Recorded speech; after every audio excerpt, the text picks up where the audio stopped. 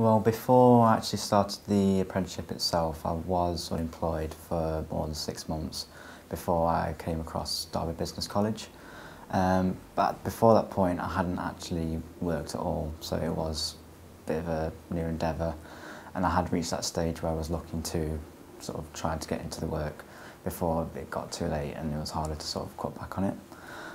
Whilst I was there, I did get through quite a lot of the courses, worked through them pretty well, made good progress with them, and I must have impressed somebody there because they wanted to offer me a voluntary work placement there, helping out with basic office duties, but it gave me relevant work experience whilst it gave them a chance to sort of inquire about me, see what skills I had, what I could give to them. Once the placement was finished, I then qualified with a level 2 MVQ in Business and Admin, and from that point onwards, that's when they were happy to start the apprenticeship itself. Well, whilst I was on the apprenticeship programme itself, I was working through some of the basic duties to start off with, but as I progressed through, they then gave me more responsibility, gave me greater tasks to do, sort of trialling me out, see sort of at what level I could operate on the programme itself. But whilst I was there was always ongoing support from the members of staff, and they were really, really friendly, so it meant that any problems I had, any questions I had, I could talk to anyone and they'd be all happy to help, which made me feel comfortable and sort of helped me enjoy being there as well. I think that's one of the problems some people have when they start work for the first time.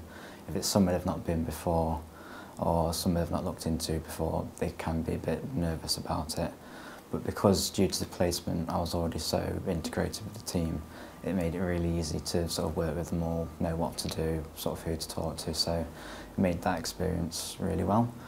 And throughout, different challenges every day, so I was always learning, always developing new skills, and then that relayed into more responsibilities and progressing further and further and seemingly doing really well in the apprenticeship.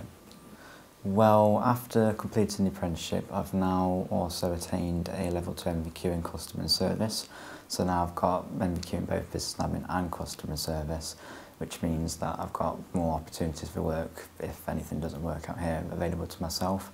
So I've developed more skills and experience and the qualifications that hopefully means I'll be able to progress even further on later on. But whilst I was here as well, I've been able to pick up great tasks, update my CV.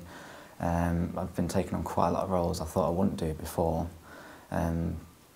because whilst I was at school I never really had sort of a dream role. It's something that teaching, not anything I thought I'd actually do. But during the placement and the apprenticeship, I found out it's something I'm good at, something I've enjoyed.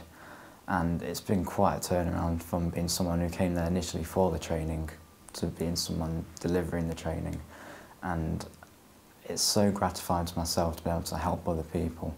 That's something that I sort of find pleasure in doing, so it even makes working there enjoyable, sort of helping people find work, helping them sort of come over, being made redundant, things like that. Anything to help sort of makes me feel glad, and I just hope I can continue getting more skills and helping more people. Looking towards the future, I'm hoping that due to signposting from the members of staff and from sort of training and teaching available, I'll be able to develop more qualifications. I do know that within the next month I'll be starting my Petals course, so that will aid in my teaching qualifications and again sort of increase my employment opportunities, or I'd like to think so. But also on top of that, I'm looking for any other ways to gain more skills, speak to members of staff about that, knowing sort of where to go, see if I can get any help from them with money if I need it, or being able to put through to an agency if they've got a particular qualification I'm after. But really I'm hoping just to try and keep adding on to what I've already got, trying to keep helping people and really just do the best I possibly can, and I hope I can continue to do that for my full-time work.